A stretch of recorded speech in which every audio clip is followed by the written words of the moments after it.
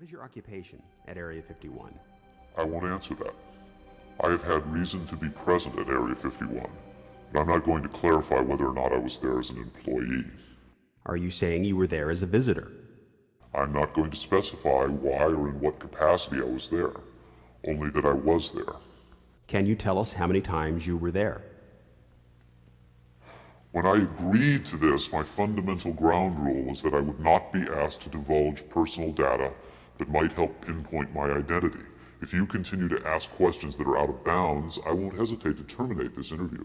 Are you saying that the number of times you were present at Area 51 is enough to pinpoint your identity? Any specifics will narrow the field of suspects. Of course, I could lie. Let's say I've been there 47 times, or anyway more than once. Let's turn to the tape itself. The copy you've supplied is not the original tape. No, Was the original at Area 51 when you copied it? that's out of bounds. Is it fair to assume that the copying of tapes at Area 51 is heavily restricted? You can assume anything you like. I would say that's a fair assumption. That's obvious. I will say that this tape was copied under special circumstances. Otherwise, copying it would have been impossible. Can you be more specific? More specific? Okay, I'm sure they've figured this much out already. Recently, there was a wholesale transfer of video documentation from analog tape to digital disk storage. In a couple of instances, this allowed data to leak from a highest security system to a less high security system. Even so, this particular tape was the only... I think that's about all I'll say about that. Was there something about this particular clip that made it more accessible to be copied? Not necessarily, no. Was there something about the content that caused them to file it differently or give it special handling? This interview was terminated. The interview resumed only after a discussion of the ground rules.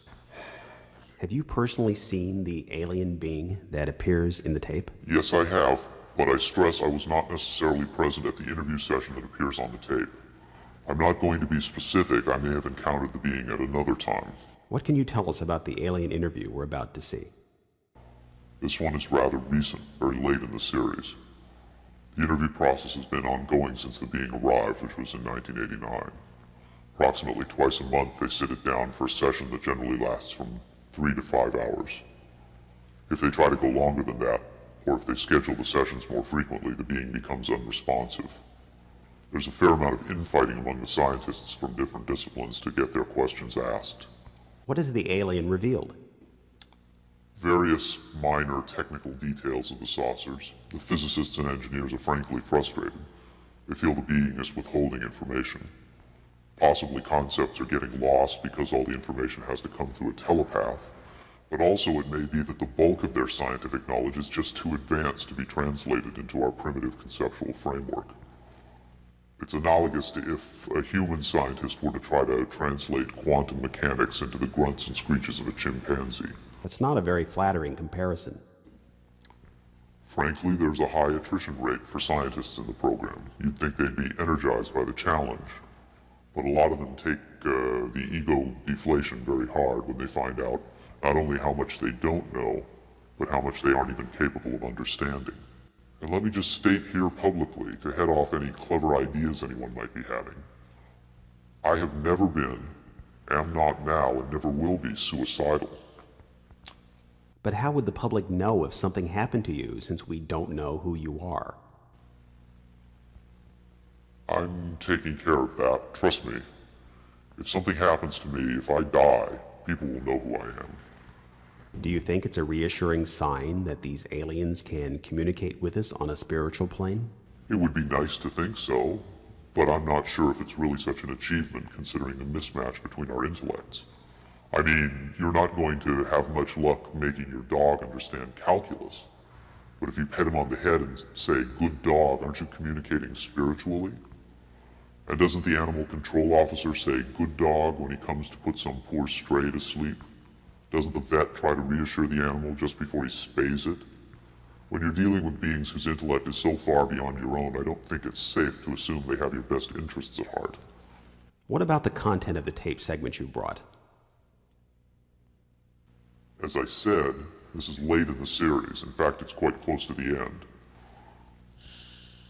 You removed the soundtrack from the tape before you turned it over to this program.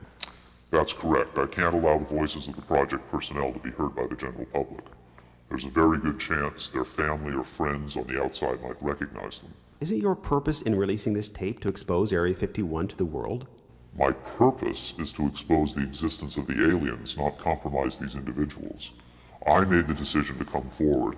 I'm taking precautions to protect my own identity, and I don't think it's fair for me to put these others in danger of exposure. In any case, the interview on the tape went nowhere. It was interrupted, as you'll see. Can you describe for us what we're seeing? All right, we're looking at the interview suite at S4. It's kept dark for the comfort of the aliens. The figure who is just barely visible in the left foreground is the telepath, and behind the camera is a raked seating area for observers.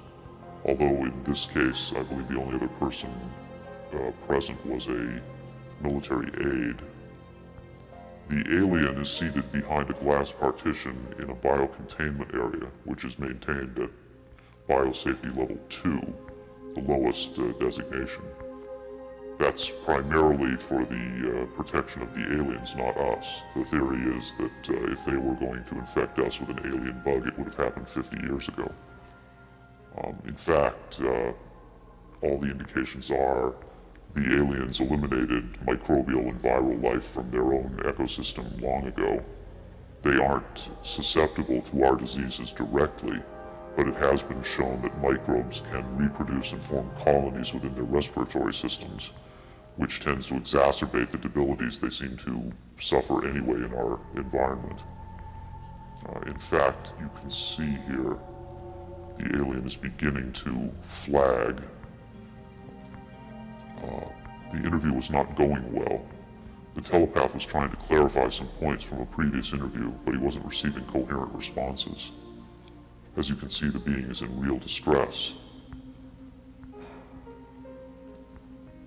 At this point, the telepath is sending out a message to the medical staff. He's trying to communicate with the alien, but he's getting no response.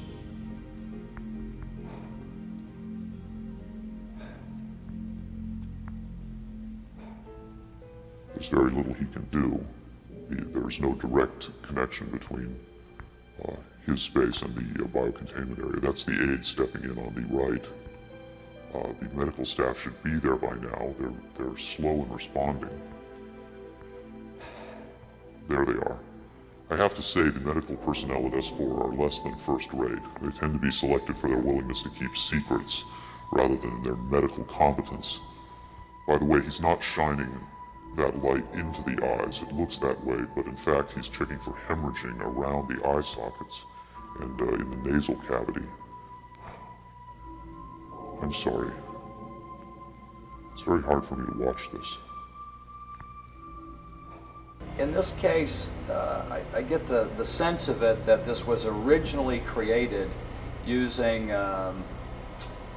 either film, transferred telecine to beta, that then this is the third generation, or it was taped under very low light conditions with the video gain boosted probably 12 dB. First off, what you're looking at in the time code is DNI's Department of Naval Intelligence. So Department of Naval Intelligence, this would probably be a file number 27. It could be a security level, however, because security levels are supposedly go up to Q36, or the highest ones that we know about. The first interesting thing about that is that I'm noticing what looks like a medical monitor, and look at how slowly and erratic the heartbeat is. The heartbeat is literally 1, 2. It's very, very erratic, and it looks as though the heartbeat being as erratic as it is only about, from counting that, it looks like it's about 30 a minute or so. One of the unusual things about most of these particular race of aliens is they are very, very sensitive to light. So a lot of these interviews are conducted in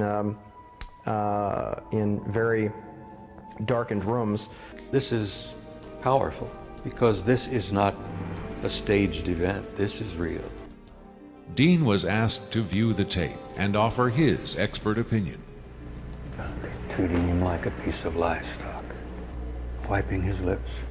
Calling on his own first-hand experience for comparison, Robert Dean was stunned and moved by what he saw. That breaks my heart.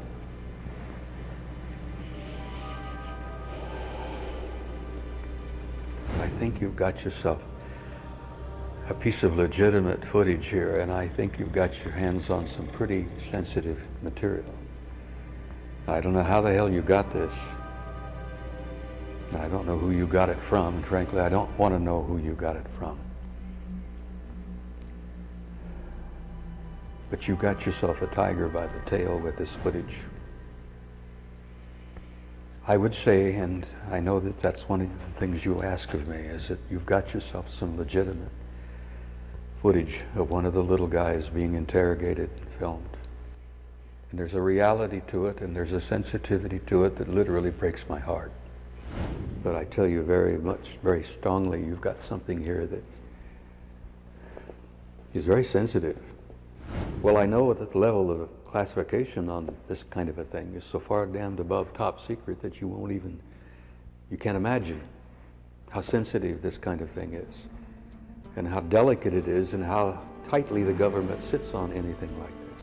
You're asking me if I think this is real? Have I finally seen a space alien?